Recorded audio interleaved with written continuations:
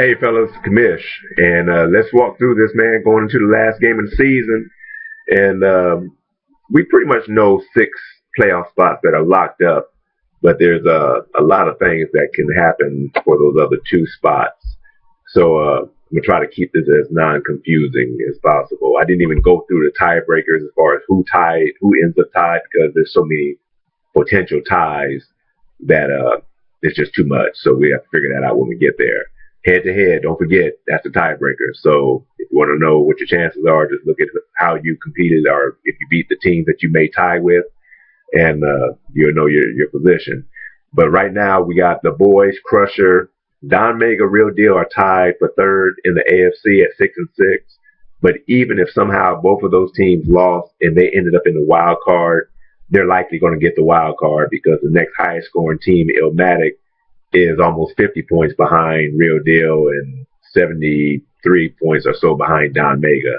So there would have to be a major collapse in a very high scoring game by Illmatic for them to catch either of those two teams for the wild card spot. So Don Mega, Real Deal, Crusher, and the boys are already locked in, as I said last week, based on record. So those four teams are pretty well locked into a playoff spot. Now, No Limit and Clyde are one game behind Don Mega and Real Deal.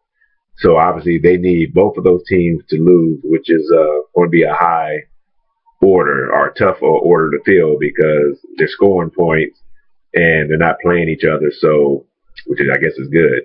But I think one of them playing the Warriors, and one is playing Bet Your Money or somebody. But the chances of both of them losing is not highly likely, but possible, as we know.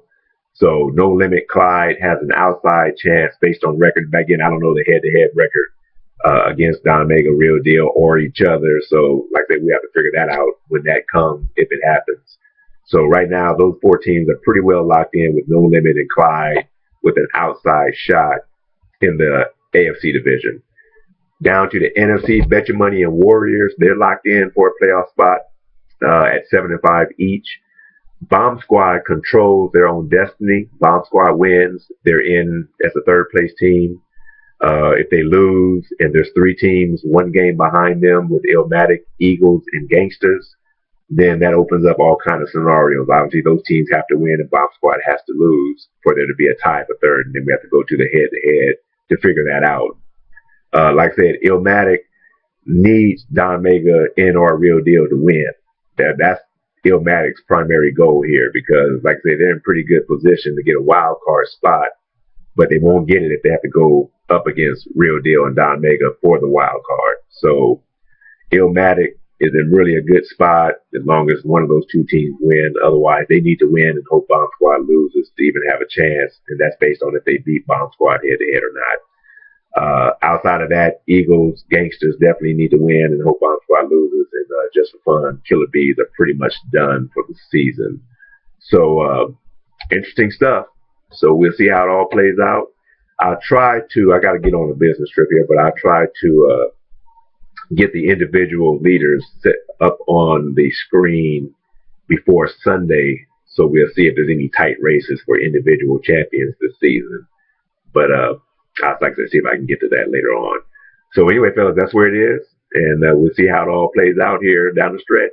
Last game. So good luck. Peace.